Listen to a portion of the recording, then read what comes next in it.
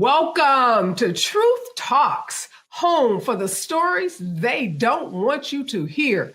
Hit the chat, smash the membership button, and keep those super chats coming. But first, let me paint a picture. A 6-year-old, yes, a 6-year-old cusses out her teacher with more venom than a drill rapper. A 10-year-old is throwing hands with a grown man on TikTok Live while his friends, get this, cheer him on. And then there is a 4-year-old who is unleashing hell in Target. Now, he's not alone because mom is there, but she is too busy perfecting her selfies. And then a 15-year-old walks into school with a gun. Yes. And sadly, and I must say very, very sadly, executes his classmates. Now, here's the question we're asking today. It's really about society. Are we too scared? Are we too scared to ask the role of parents? And should parents be punished? Should they be held accountable for the actions of these kids?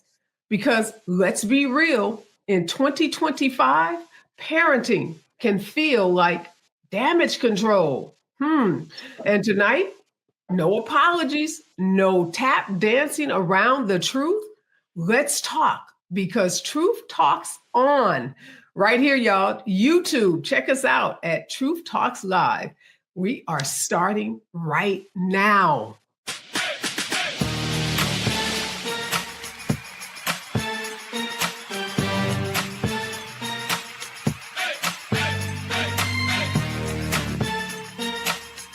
Are y'all ready to roll? Let's go. Welcome to Truth Talks. That was one of the legal legends, Areva Martin. Welcome back to the show. Great to have you again. Always my pleasure to be here with my amazing co-host. Well, some of them are amazing. Let's not get too far ahead of ourselves. Speaking of amazing, Frank Ski, the name in Atlanta DJing, the name in Atlanta radio. I was on his show once. Fantastic, brother. Welcome to the show. Thank you very much. I'm honored to be here. Come on, man. This is going to be great. I can't wait to talk my truth. Hell yeah. And Cheyenne Bryant. Please don't. You do not have to introduce me. I can introduce myself. What's up, Truth Avengers? It's your favorite doc, Dr. Cheyenne Bryant. I may do Toure a favor and allow him to actually make some points today. They won't be good points, but, I'll fall back and let him make some points, which means the show may not be as good, but you hear somebody in the background. That'll be Toure. That'll be Toure, Frank, Areva. That'll be them. But glad to be in good company with Frank and Areva. Yeah, we have soul playing over here. Jesus Christ. All right, we got a lot to get jealous already because I haven't been on Frank's radio show. Oh, we got to get that. We got to get that popping. Let's go. I'll help you out. But we got a lot to get into today. An amazing panel. Up first, trending truths. What's up, Truth fam? It's your girl, Cheyenne. And yes, season 2 of True Talks is here, and we are turning up even higher. Yo, it's your man, Toure, the newest co-host on the set, and I'm bringing heart, heat, and hard truth every night. And we are keeping it all the way fire. Ain't no filters, ain't no fluff, just straight facts. Y'all know how we do. So stop scrolling and pull up to our YouTube at Truth Talks-Live. Like, subscribe, and smash that bell. And after you do that, join us because we go live weeknights at 8 p.m. Eastern on all the coasts. Wherever you are, from culture to controversy, we say what everyone else is scared to say. We talk truth. Season 2 of Truth Talks. Let's go. Because this time, we ain't asking. We're taking the mic. All right, let's get into trending truth. Gucci Made's wife, Keyshia says, Gooch doesn't have to do anything but shower and make music because she wants to take care of everything else for her husband. Take a look. Only thing Gucci got to do is shower. He don't got to do nothing else. I do everything for that man, but not because I have to do it. I want to. I enjoy taking care of him. I enjoy him just being happy and going to the studio and doing music. I don't want him to worry about the bills. Worry about what he got to eat. Worry about nothing. That man, all he got to do is bathe child and go do his shows go to the studio, that is it. The wife takes care of everything else, and I love doing it. And if I don't do it, I would be miserable. Why do you think you'd be miserable? Because I want to take care of my man. I don't want nobody else to do it. I want you to pay so-and-so to do this. A chef, I cook for him. I buy his clothes. I do everything. Yes. I invest. I do great investments. The thing is, when you have a man, you want that man to need you, not want you. And Gucci needs me. He can't function without me, and that's what you want in a relationship. As Lil Wayne says, shout out my nigga Gucci. Kaor and Gucci have been together since 2010. When he got incarcerated, she took $2 million that he gave her. She turned it into $6 million through her businesses, cosmetics, fitness. And when he got released, she gave it back to him. And then they got married in 2017. But while he's away, she's holding him down. She's being loyal. She's taking care of the family and raising his bank account, raising their bank account. That's why you get married, because she's a super keeper. Doc, is this submission or is this strength? I think it's both. Listen, this man gave her $2 million that set her and those kids up for life. When a man does something of that magnitude, I think that he deserves everything Keyshia, Kior said and more. And I agree with her when she says, hey, look, if I didn't do it, I'd be miserable. I mean, some women, that is the way that they show love. And I for me, I think submission is a strength. And I think it is a love language for many women. I 100% agree with Keyshia. I love them as a couple. I love their story. Love that Gucci set her up and did the providing in the provision thing. And then he got out of prison and, hey, he had a whole, red carpet laid out for him, as he should. Frank, she's running businesses. Your wife's a doctor. So you're probably not getting the same level of taking care of everything. But right. What do you think about this setup? I think the one thing that Cheyenne said that's important is that he deserves. Why is it all of a sudden a man has to do something like that to get what he's supposed to get because he's the husband? Why does he have to earn that type of behavior? And when I posted this on my social, a lot of women said, if my man did me like that, I would give him that. And I think we've kind of lost our way when we're qualifying what love and marriage is supposed to be. So evidently, if your man worked at Taco Bell, you're not going to give him that type of treatment. I mean, Frank, we are judged on how we provide.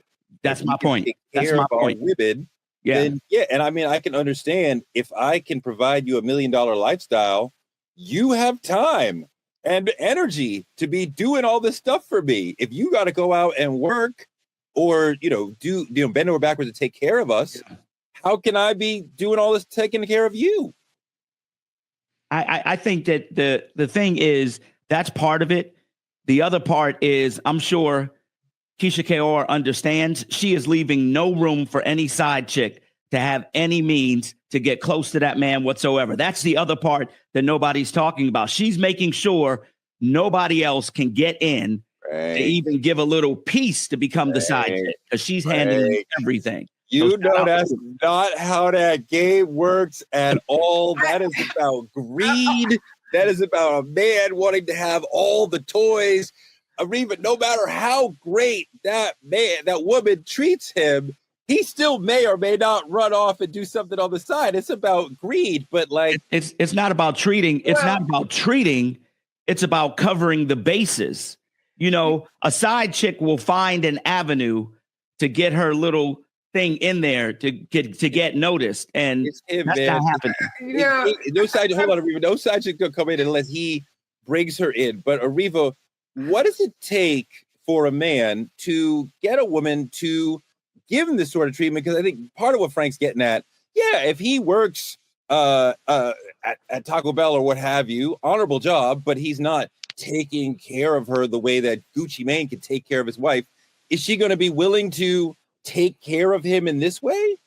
Well, I've been sitting on my hands, Toure. Let me just address a couple of things that were said. First of all, all power to Keyshia, no hate, but that ain't how, I'm raising my daughters to be a relationship with men. So, everybody do what they do best and how they want to present themselves in this world, be, their authentic selves.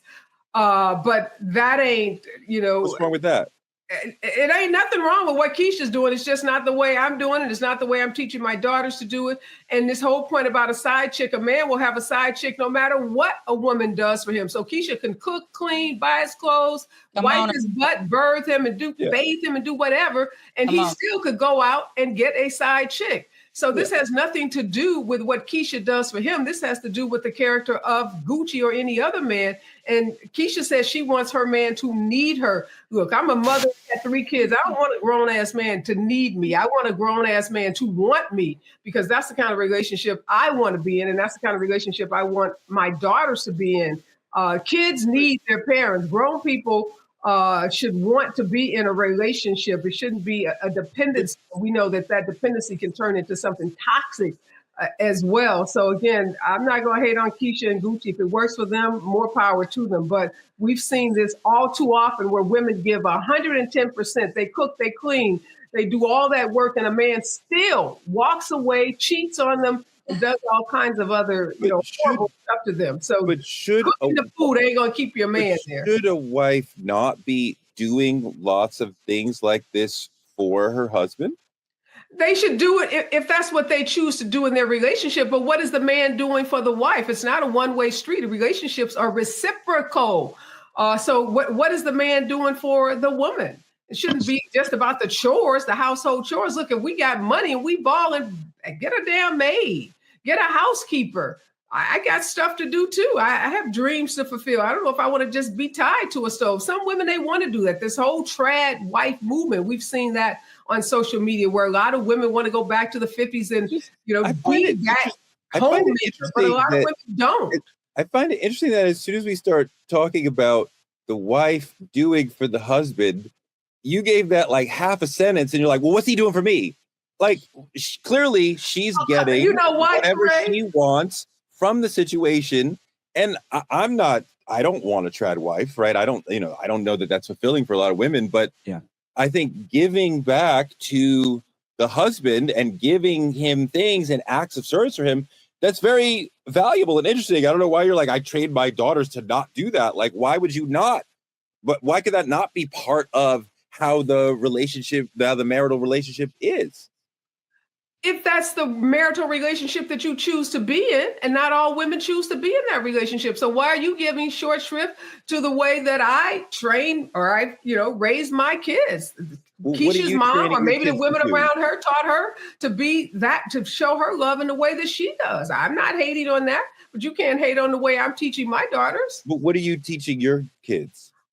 That relationships are reciprocal. That you get together with a guy or whomever you choose to be with, and you all decide what's best for that relationship. And it may not be cooking and cleaning and bathing and shopping for the man. It may be, he's doing that for you, or maybe nobody's doing that. Maybe you all are mutually agreeing to support each other in whatever that support looks like.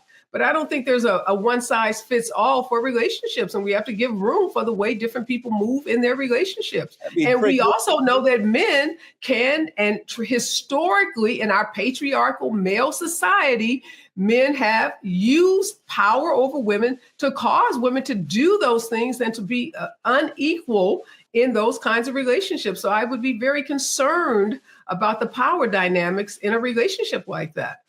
Yeah, Doc, I mean, it's definitely true that men have generally used women for their labor within relationships. So Areva's absolutely right about that.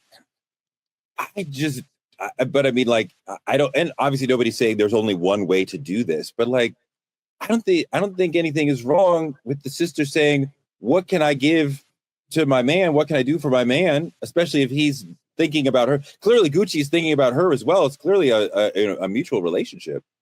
Yeah, first of all, I think Frank's statement is bullshit, that she is playing this role, and this role is supposed to keep a man from cheating. A man cheats because he wants to, and a man is kept because he wants to be there. Women don't keep a man, first of all. Second of all, there is nothing wrong with what she's doing.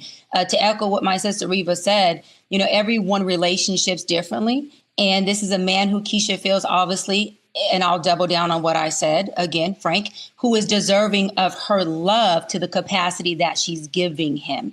And I think if it works for them, she should run that play. And I want to say, Toure, to answer your question, if a man was working at Taco Bell, McDonald's, or a plumber, if that woman chooses that man, then I do believe that that woman should also treat that man as a husband. I don't think the way a man is treated should be predicated off of how much money he brings in the home. If you choose him, then you should be able to treat that man as a valuable husband, and no different than any man you would treat if they were making more money than a man who's making McDonald's or Taco Bell money. Frank, that's not realistic. Obviously, I think it's quite clear that they treat us differently to the level that we're providing for them. You know, let me just say this. My point about the cheating wasn't about doing that. My point is Keyshia is setting an example. She's marking her territory, setting an example so that an outside woman won't try it, because you can't keep up with that. Just like Doc was saying, nobody's going to keep up with that type of action. But I do want to go back to the point of saying, you know, we've mentioned that it's reciprocal.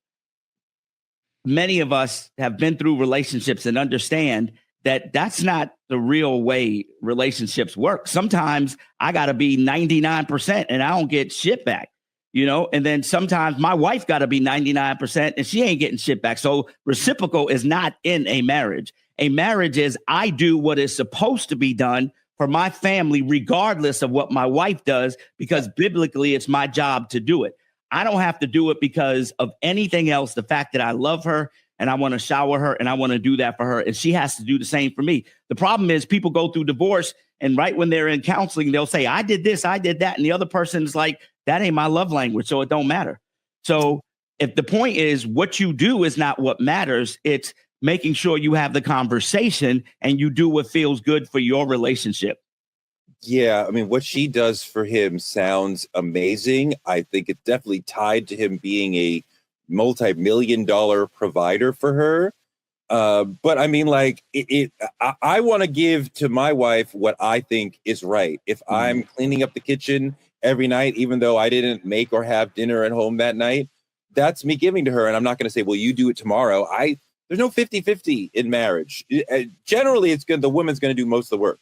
So, I mean, like, to what Areva's saying, the man should be trying to do as much as he can for her beyond just providing. But I definitely love to see a sister thinking about what can I do to take care of my man. But it's been a wild week in politics. Let's move on and talk about an Obama clapback up next in politicking. What's up, Truth Fam? It's official. We just made this whole channel a movement.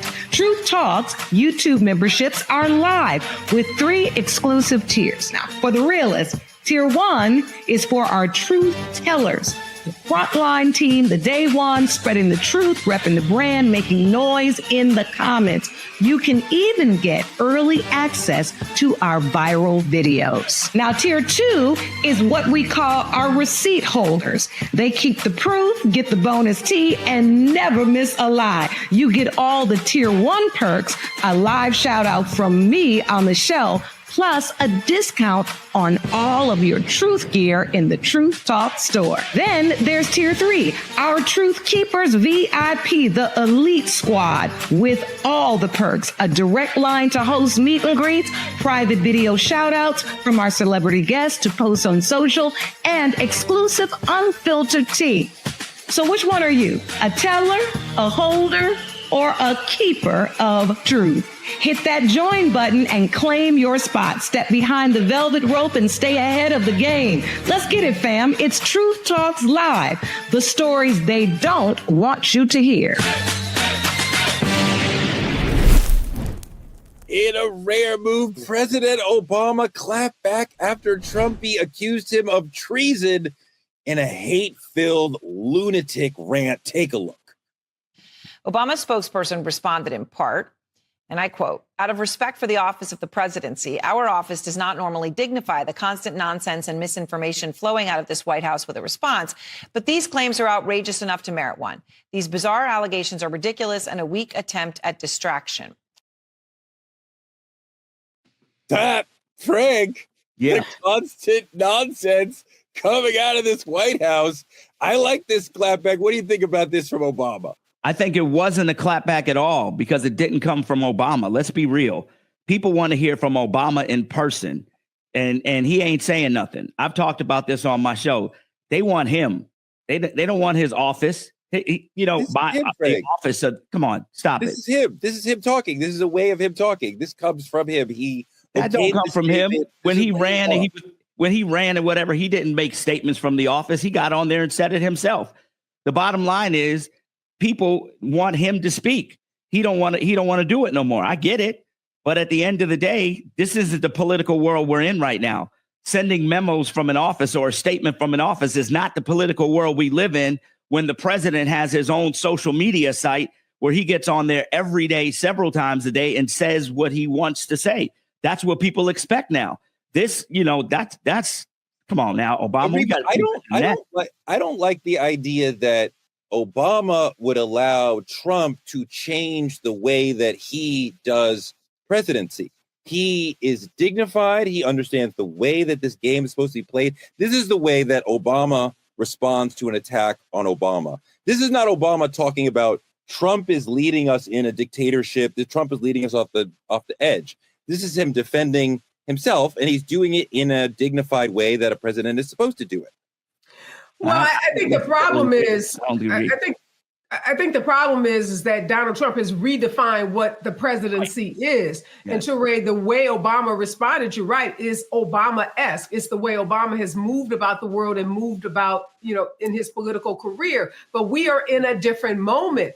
And the way the Obama moved about the world is no longer relevant to the world that we are living in. And that's why folks like Frank and so many of us are frustrated that we're not seeing Obama out on I won't say the campaign trail, but out speaking around the country, speaking to voters, speaking to Democrats, speaking to American people about the nonsense coming out of the White House. And yes, I think it was appropriate for him to issue a statement through his spokesperson, but it would also be really, really good. And we need to hear from Obama because he is the most high profile Democrat we have.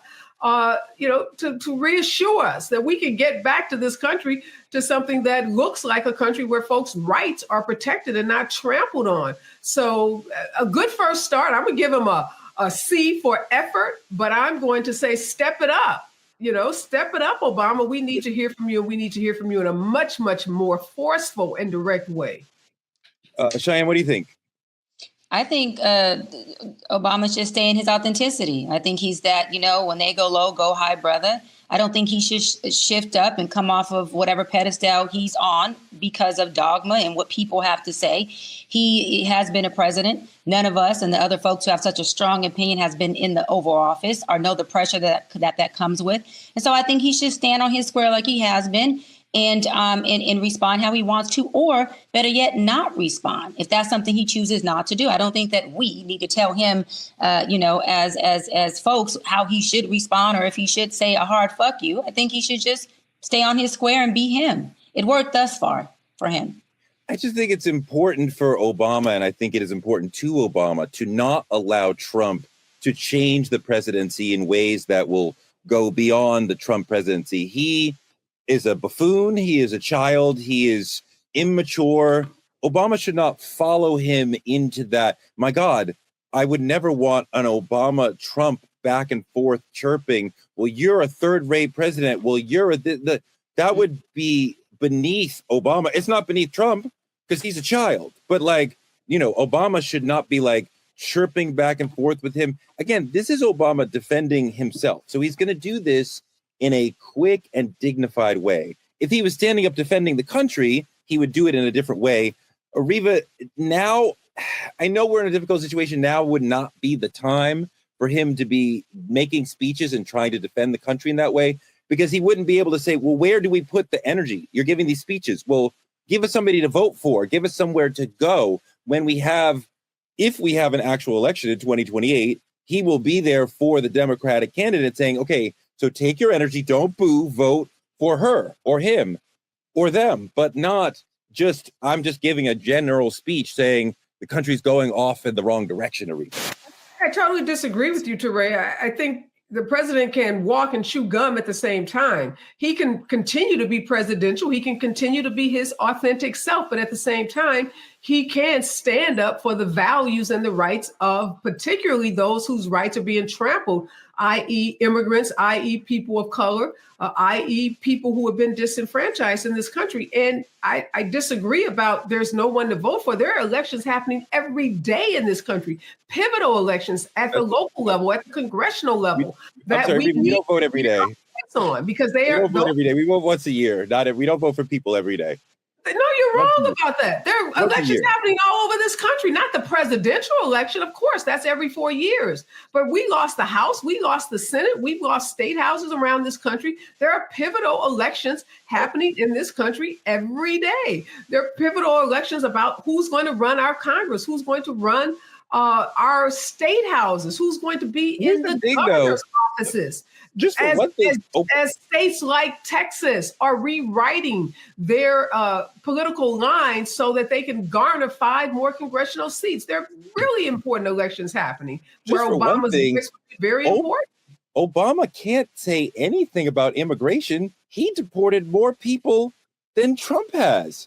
I mean, like, he's got blood on his hands around immigration as well. So just on that specific issue, he would have no position to speak up in favor of immigrants when we called you the deporter in chief. I mean, like, we love him personally, but there are some political issues that he cannot weigh in on. And he understands also that the bully pulpit of the ex-presidency is very limited. He could give one major speech in a 2025 context. He can't keep giving speeches and speeches and speeches. He will be diminishing his own power and the power of the presidency with it.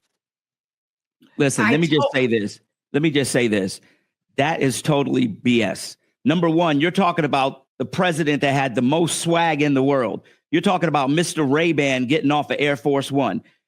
He didn't have any problems talking about Trump when he was on the campaign trail for the presidential election. He said that man's name every single time he got to the mic. He shouted him out. He talked bad about him. He showed his thing. He said everything you can say about Trump. So saying that he can't talk about Trump is some BS. He refuses and does not want to talk about Trump right now. And this is the time we need him to talk about Trump, because Trump is setting the narrative. In this world that we live in now is way different. OK, right now, Obama needs to be Kendrick Lamar and get DJ Mustard and do what he needs to do, because this right here that he's doing right now is too passive for the type of situation we're in right now.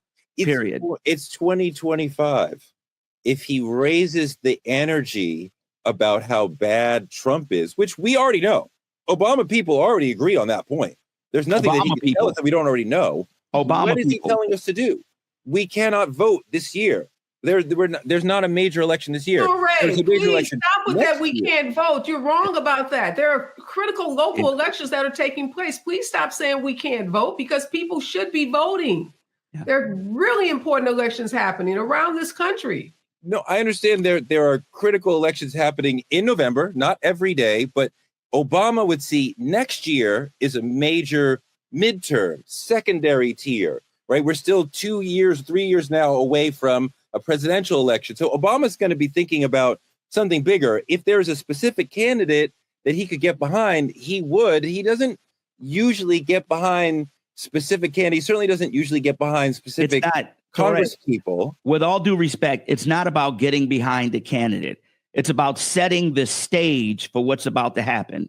It's the example is Donald Trump talks about Joe Biden. He always says, Sleepy Joe, Sleepy Joe, Sleepy Joe. He is very disrespectful. When he talks about Obama, it's Barack Hussein. It's Barack Hussein. We need to start talking about Trump like the convicted felon. Like, you need to go back and forth. This is a different time in 2025. Wait a minute. Dems do that, right? Democrats do that. I mean, Democrats could not be any angrier or think less of Trump. I don't want them to become Republicans in blue. I don't need Obama out here talking about he's convicted. Like, we know this. I don't understand what you're saying we're adding to the discord that's not already there. We Perception already is reality. Bash Trump constantly. Do we need Obama? No.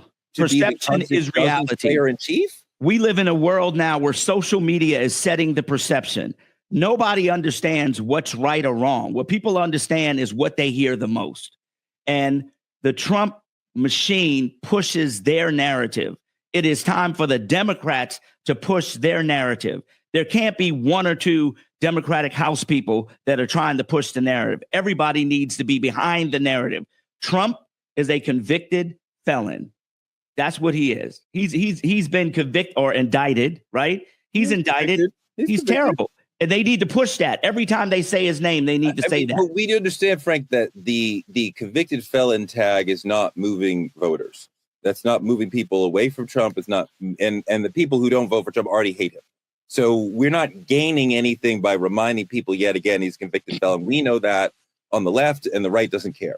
So we would need to say something that would actually matter to the people in the middle who are leaving Trump, right? In January, he had 50% of independents. Now he's looking at 33% of independents. So he's bleeding the middle, which is exactly what we want. But like, we would have to say things that would matter to them. They already know he's a convicted felon. They already know he's a horrible person, and they still voted for him. So we need to find something new to say. Ask Jasmine Crockett. See what she says. That's your answer. No, I mean, go ahead, Areva. Yeah, Toure, I'm just sitting here baffled by your sense that there's nothing to say, or even that saying that he's a convicted felon somehow is not moving the needle. We know this concept of moving the needle is not any single comment that any Democrat can make. It's the collective comments that we are all making, all of us using our platforms. We all have an obligation to remind voters about how horrible this president is, about how he is bleeding the middle class, about how he is kicking millions of people off their Medicaid benefits, about how he is going into schools and to public parks and arresting people who are here who are undocumented, not the violent criminals that he promised us that he would arrest and that he would deport. Yeah. And so this notion that we shouldn't say that he's a convicted felon is ridiculous. We should say that and say it every time we have an opportunity to. Now, it doesn't mean we say that exclusively. We should also be talking about his horrible policies and the lies that he's told the American people. And you have to do it over and over and over again. You just can't tee it up when there's a presidential election. You've got to be out in the ecosystem, as Frank mentioned, the social media ecosystem, because that's what Republicans have done. They have dominated the media, and they don't just do it when elections come around. They do it all the time. And we are losing at that. And we need our big voices like Obama. We need the congressional people like Jasmine Crockett. We need journalists like you. We need everyone using their platform, reminding American people about the horrors of a Donald Trump and the MAGA, not just Trump, but the MAGA folks who are also running for these critical offices around the country, so that we're not caught flat-footed when we get to the presidential election. We know all these things about him as a country. And what we're seeing is that the right and many people in the middle are not moved. And part of the problem is that in a lot of ways, we are not in the traditional left-right dynamic. We're in a more of a status quo versus change dynamic, that the country is seeing one party wants the status quo and one party wants change. And they're really seeing that it's Republicans who want change, and the electorate generally wants change. And the Democrats, even though we're not in power, are for the status quo, it seems. So what the Democrats have to offer is not a further critique of Donald Trump. The left is clear on that. What is the Democratic Party for? What are they going to offer you? If we vote against Trump, what will we be voting for? And it can't just be a repudiation of Trumpism. It has to be a thing. So even if Obama came out and criticized Trump, what would that do to build the next vision of Democratic leadership, or the next person who would be the Democratic leader? And if the Democrats can't say, this is what we're about, then what are we really even talking about? Go ahead, Doc. Listen, everyone already knows that Trump is a felon. Everyone already knows that Trump is a Trumpster, and they already know his rhetoric. rerunning that narrative over and over and over again via social media and all media platforms does nothing. He got in office with folks knowing that he was a felon. So that's just doing that whole redundancy that Democrats do that doesn't work because they just need something to do. We have bigger fish to fry called policy and legislation that we need to focus on, that we need to create an author that does serve us and does affect us and does impact us. That's how we lost the Congress, Senate, and the Supreme Court, is because we're focusing on trying to figure out why. Let's ride Obama's back on how he can have a response that can over Trump's foolishness and join this circus. How about let's pull back the circus, let's pull back the bullshit and focus on the things that are going to serve us. Again, that's policy and legislation. That's not two grown men in office having an argument that doesn't help or benefit the people whatsoever, which really isn't leadership. Leaders need to be leading and need to be putting things in place that provide services and resources for their people to thrive, not for their people to be on the sideline going, oh, Trump had a better response. Oh, Obama had a better response. That's bullshit. It doesn't work. And that's how we ended up in this situation right now. Yeah, I mean, I think that Obama is definitely part of why we are here, that when Democrats said we want a progressive like Bernie Sanders, Obama was part of the group that put his finger on the scale and said, no, we're going to have Joe Biden. He's moderate. He can win. Well, he won once, but we are here now because Obama made the Biden candidacy happen. And now look where we are. Let's move on to our next subject. Should parents of kids who commit crimes also be punished?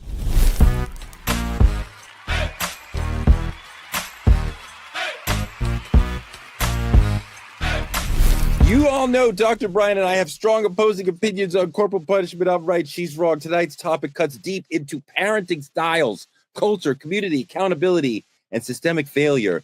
Should parents be blamed for their children's criminal behavior? Take a look at this video. Their son, Ethan Crumbley, murdered 4 students and wounded 7 others at Oxford High School outside Detroit in 2021. They bought him the gun he used in the shooting and failed to secure it. Before hearing her fate, Jennifer Crumbley was defiant, insisting she did nothing wrong. We were good parents. We were the average family. We weren't perfect, but we loved our son and each other tremendously. There was raw emotion in court as family members of the 4 slain students gave victim impact statements. This tragedy has taken an incredible toll on our family. While you were running away from your son and your responsibilities, I was forced to do the worst possible thing a parent could do. I was forced to say goodbye to my medicine. The blood of our children is on your hands, too. They asked for mercy, but were given the max, 10 to 15 years in prison for involuntary manslaughter. Areva, I believe that was the first time that parents in this country were convicted because of their child's actions, which sent a chill through a lot of homes. There's definitely a lot of parents who are like, I love my child. I'm doing the best I can. My child, I don't know. My child might. It's possible. So I want you to address 2 questions. First, your child or their child, somebody's child goes and does something horrible, like the Crumbley's child. In that case, should the parents be held criminally responsible? Secondarily, if they are part of giving the child the weapon that the child uses, obviously the parents don't expect the child to go shoot up the school or what have you, or shoot up their friend, whatever. But then that happens. In that case, also, should the parents be held legally, criminally responsible? Yeah, it's no doubt in my mind that parents should be held accountable for the criminal actions of their children based on the circumstances. Now, not in every situation, no. But in the situation like the Crumbleys and some of the other cases that we've seen where parents had clear red flags, they had warnings, they had knowledge, they had opportunity, and they did nothing about it. The Crumbley case was particularly egregious because these parents were neglectful. This kid was crying out for help. He had some severe mental health challenges, and he kept asking for help from his parents. And they pretty much turned a blind eye to his needs. And they put the gun, they gave the gun. If you recall the facts of this case, I believe it was the parents who gave him a gun for a Christmas present. And then failed to secure that gun. We have a lot of laws on the books in states around this country that make parents responsible when they bring a firearm into their homes, make them responsible for safekeeping it and ensuring that kids don't have access to it. So as harsh as that may be, and these parents are facing some pretty serious prison time, yes, you as a parent, when you take on the responsibility of parenting, it's not just the kisses and hugs and the pretty dresses and the Disneyland visits. It comes with a lot of responsibility. Well, I mean, obviously parenting comes with a lot of responsibility. Everybody knows that. I mean, like, I find it extraordinarily uncomfortable given the circumstances, considering the circumstances, each specific situation, to hold parents criminally responsible for children, especially you're talking about a mental health situation. Surely that's not the parent's fault that the child has a mental health situation. There's a lot of things that children do that are not the parent's fault. There's many parents who are working very hard to try to save their children, to protect their children from themselves, and the child does something. It actually leads to saying the parents don't want to disclose certain things about the child because for fear of, like, God forbid something happens and then we are held responsible. Frank, this is a little bit different for Black families, though, right? Absolutely. Because for Black families, we understand that, you know, if a child, especially a Black boy, especially a teenage boy, makes a certain kind of mistake out in the real world, that could be their life. So a lot of times as Black parents, we parent a little stricter because we want the child to understand and not get hurt. So you wonder, like, are we shielding them? Are we stunting them? Are we properly preparing them for the real world? Listen, let's keep it real. As a parent of older children and even younger children now, let's point to the real world. Real world, number one, if I take my daughter to Chuck E. Cheese and somebody else's kid jumps on my daughter, who am I getting ready to jump on? They parents. Control your kids. Yes, your kids are your responsibility from 1 all the way until they become an adult, period. If your kids are going out here wrecking havoc, you're responsible. If your kids do something wrong, you're responsible. If your kids mess up the neighbor's house, guess who they calling? You, and you're responsible. You are responsible for your children, and the hood will make you responsible. Now, in the real world, legally, yes, if your kid doesn't go to school every day and they're always, truant and they don't go to school, the state will come up in your house and deal with the parents because you're letting your kids do that. So let's not pretend that doesn't happen. It happens. If your child punches somebody at school, should you go to prison? I'm not talking about that. What I'm saying is I will go to the school and make sure the school's handling it. But if the school don't handle it, as a parent, I'm going to protect my child. Yes, absolutely. That's not the question, Frank. That's not the question, Frank. Sorry, Areva. That's not the question, Frank. The parent's responsibility for the children's bad behavior. And yes, the parent will feel responsible and feel guilty anytime the child does something. But Frank, sometimes, quite often, these children come out of the hospital being who they are. And as much as the parents try to model and talk them into being good kids or whatever, they have demons, they have issues, they have serious mental health issues, whatever. Something happens and they go astray. And parents quite often are doing everything they can to try to save the child. Holding the parents responsible, to me, misses the point. No, not true at all. Not true. There are a lot of parents who, yes, in this day and time, I hear from them all the time when their kids hit that 14, even younger now, 14, 15, 16, and they're out in the street and they're joining gangs and parents are like, I can't control my kid. Yes, I get that part. There's a lot of parents who have called the police on their own children and have called and asked for help and have called and asked for help. Yes, that part we understand. But what was the point I said? The parents have called and asked for help. These parents that we started this show with never called and asked for help for their kid. Matter of fact, they made it worse by giving their kid a gun. That's a whole different thing, bro. That's a whole different thing. Doc, what do you that's think? what I was trying to say, Toure. You're conflating the facts. The Crumblies would not have been charged if they had made a couple of phone calls to a therapist, if they had talked to the school, if they had done anything to show some interest and take responsibility for their kid who was crying out for help. And no, I'm not advocating for parents to be arrested when they've done what they can do to help a child that has mental health issues. And no, I didn't suggest that parents are responsible for the mental health issues that kids have. Of course, we don't cause our kids to have mental health challenges, although some toxic situations can exacerbate a mental health condition. But you can't just turn a blind eye. You can't ignore. You can't put a gun in the hands of a kid who you know is mentally challenged and then not expect to be held accountable. You can't put a kid who has a drinking problem behind a car and then he runs into and kills some other kids and say, oh, I had nothing to do with that. So let's keep the facts clear. If you have taken steps, if you've called authorities, if you've asked the school, if you've asked for help, that's a whole different situation than you completely. This mom in the Crumbly case, she was off having an affair. And no offense to her if she wanted to have an affair, but she wasn't taking care of her kid. She was taking care of her own needs, but she was not tending to the needs of her very, very disturbed teenage boy. Areva, I think parenting styles vary from survival tactics, to more permissive, therapy first sort of conversational approaches. There's lots of different things. What do you think, Areva? I wonder if we're raising kids to be resilient or defiant. I think we're raising kids to be resilient. And I think different parenting styles are appropriate. You can't parent all children the same way, even within a family where you have multiple kids. One style, being a tough disciplinarian, may work on one of your kids. That other kid may go ballistic and rebel against that parenting style. So it's incumbent upon parents to understand each of their children and then to parent that child in a way that is going to lead to the best outcomes for that child.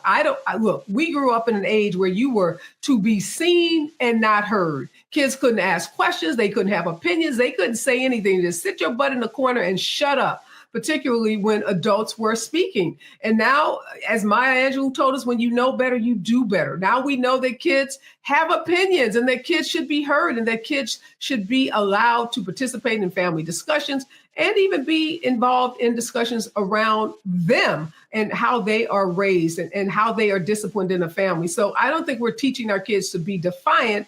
We are just understanding that the sit down, shut up, belt approach to parenting that was used on so many of us is not the way to parent kids in this generation. Yeah, and to get back on topic, you want to go to the question first, Toure? Well, yeah, I mean, if we normalize dysfunction by labeling things, mental health issues, before we look at the parenting. Yeah. So to get back on subject, first of all, it's circumstantial. In this situation, this was parental neglect. So these parents should be responsible for doing jail time. One, they neglected the needs of the child. They knew that there was mental health issues and didn't provide that child resources that he needed. And lastly, they provide a gun that can not only harm someone else, but could have obviously taken his life as well, because we know mental health issues lead to suicidal ideations and suicide. And I want to rebuttal what Areva said. A lot of mental illnesses, when it comes to depression and when it comes to anxiety, when it comes to suicidal ideations, are at the hands of or as a result of trauma. And that trauma often takes place in the households. And just because a parent is present does not mean that they don't present a dysfunction that can cause trauma that then turns into mental health and dysfunction that leads to a child having a lot of issues, a lot of antisocial issues, and even possibly harming themselves or other people. The question is, the way we were raised, most of us, a lot of us, were raised with tough love. There was no gray area in between. It was this way, period. Even if our parents were wrong, we still had to deal with that. Yeah. So we're a different type of generation than this generation that gets to negotiate. My 6-year-old is learning to negotiate when she wants something. And I get on my wife. I'm like, why are you even listening to her? She's 6.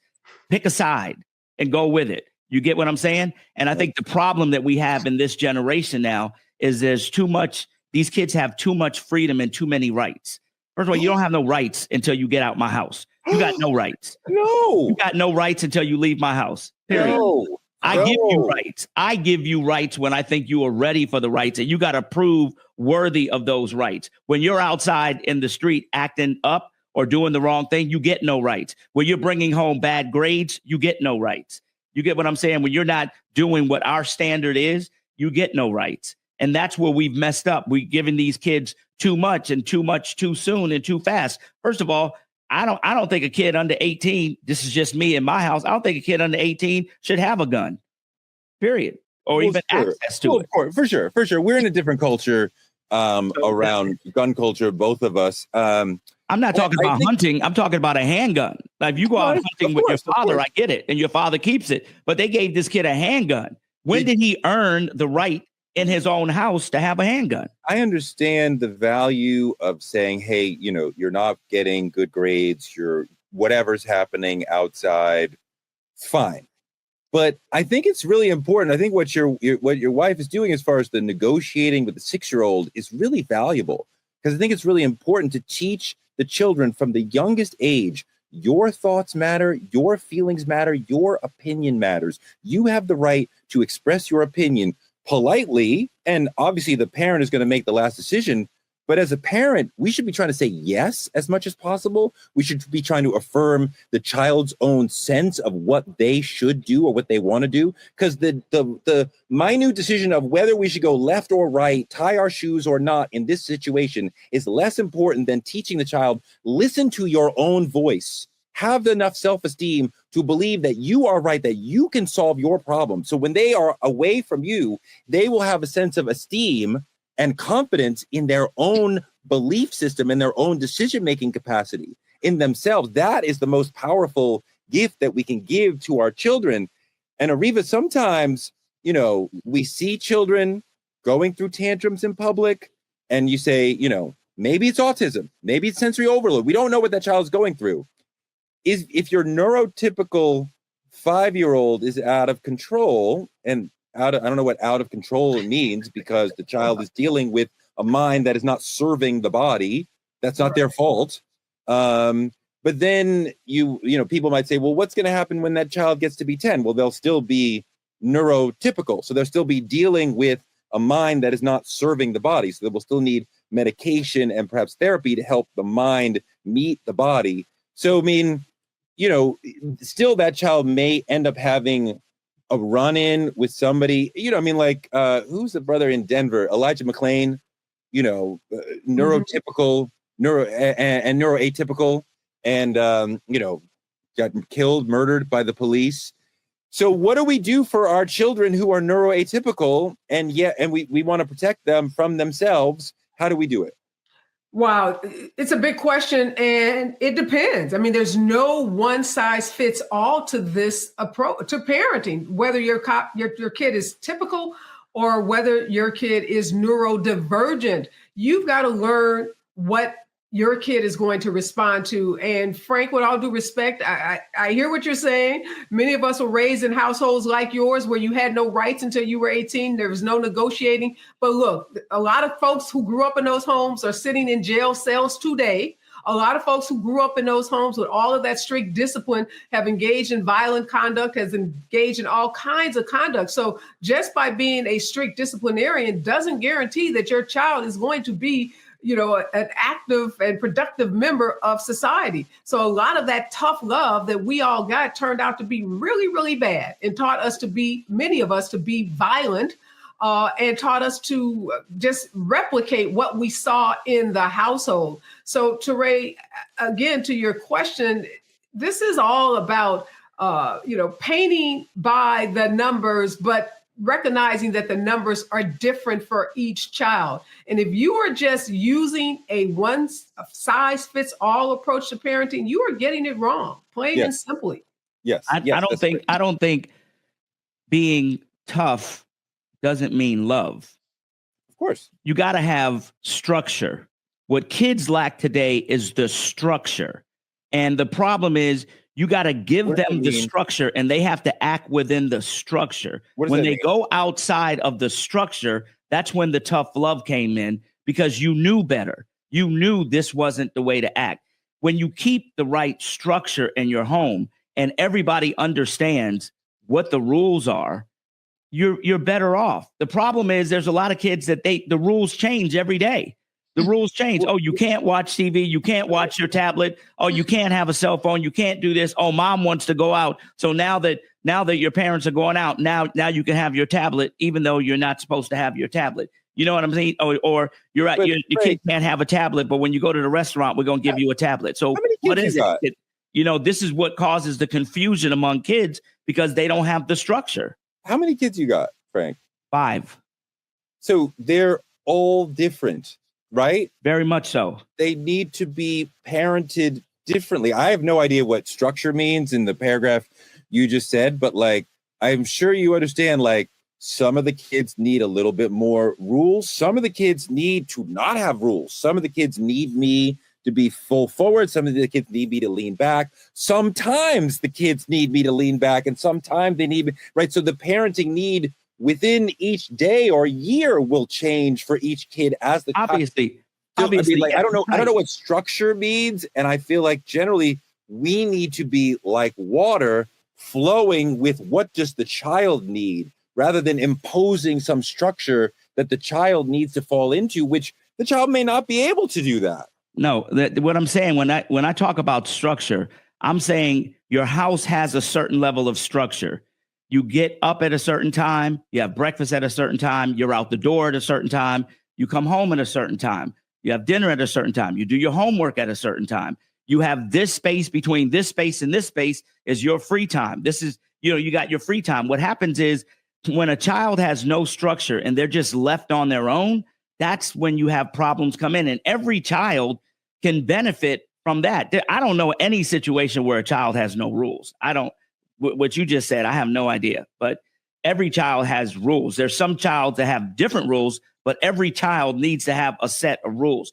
Even children that have certain mental disabilities, as a parent, you know better than to put that child in a certain situation that they can't deal with. You get what I'm saying? I'm not going to put my child that has issues in a situation that I know doesn't benefit him and he can't deal with it just because it's a situation for another child. That's all. Areva, I want to think about the parenting responsibility when somebody goes astray. And I think that generally we create laws for a reason. And I generally think most parents are doing the best job that they can possibly do at any given time, right? I think most parents are not bad or neglectful parents. And raising 2 children and getting to know a lot of, I don't know that I met a lot of, there are people who are doing it differently than I do, but I don't think there's anybody like, you're a bad parent. You just don't. So if we were to criminalize parents' behavior as far as like, if your child does X, then the parent has this penalty coming, do you think that would, adding that layer of responsibility legally, do you think that would make people parent better? Do you think that would make people parent differently? Do you really think that parents would be saying, well, we can't do that because we would end up in jail, as if parents aren't already thinking, if my child ends up in jail, I am the worst parent ever? Well, first of all, I disagree with you, Toure, that most parents are great parents. Obviously, I'd like to think that most parents love their children and are doing the best that they can. But we know that there are thousands, tens of thousands of kids sitting in foster care around this country because parents have neglected those children and they've not been good parents. They've not put the best interest of that child first. They haven't put the health and safety of that child first. So I think we have to acknowledge that there are some bad parents out there. But with that being said, I do think that the Crumbley case was a great example and a wake-up call, because I don't think many parents are thinking about the fact that when they are neglecting their kids' mental health issues, or when they are putting a gun in the hands of a 15-year-old who has mental health issues, that they could be held accountable. And I think parents need to be made aware and reminded that the actions that they take can cause them to be civilly responsible, i.e. meaning be sued in a civil lawsuit and have to pay out large monetary damages, and that there are criminal consequences that they can face if their child commits a crime. So I do think parents might think differently before they act if they were reminded that they have serious consequences that they could face given how they parent. I don't think enough parents are talking about that or thinking about it at all. I think parents are fully conscious of the depth of responsibility in parenting, that if something bad happens to your child, that is something bad happening to you. I don't need to be personally incarcerated to feel horrible if my child ends up incarcerated. But Frank, let's talk about the teenage years, because we want to give space and privacy to our teenagers. It's a complicated time. A lot of them are saying, leave me alone all the time, and we got to respect their privacy. But what about when that space that they're demanding as teens becomes a sort of weapon, and that need to sort of come together becomes a sort of battleground? And for a lot of parents, when your child becomes a teenager, you're kind of like, I don't really know that much about them because they've kind of left me. You know, that let's put it in real terms of what's happening today. The bottom line is these kids ain't moving out. They're not trying to get out from under their parents' thing. They living at home until they 26, 27, 28 years old now or whatever. And a lot of moms, are not trying to have their kids go out in the street. I'm one of them parents who are like, when I graduated high school, the next week I was gone. That was just me. My kids were a lot different. They came back from college, wind up living with me for a while, but it took about a year to get them, 3 boys, all born in the same year, to get them out of the house. And they got out of the house after college. I think that the thing is about children, yes, you give them their space. But like I said before, things are in the real world, things are earned, right? Things are earned. When you have a child that's doing what they're supposed to be doing, there's no problem to give them their space. When you have a child that's messing up and not doing what they're supposed to be doing and not doing their homework and failing at class because they don't want to do it or acting up or whatever, that's a whole different set of situations. I don't care how much space you need, bro. You need to get them grades up. Then we could talk about giving you some space. But right now, we're going to get them grades up. And you ain't got no space until we get them grades up. Doc, what do you think about the notion of holding parents criminally responsible for their children's behavior? I said it earlier. I said it's circumstantial. I think that if a parent is neglecting their child of what's needed for them to be mentally stable and healthy and be in a state of mind where they can actually, operate as a citizen who isn't impaired, then I think that that parent who's providing those resources, should not be have consequence or discipline. But again, if you're neglecting your child in any manner, I think there should be consequences to a parent, no matter what, if there's neglect at the hands of a child.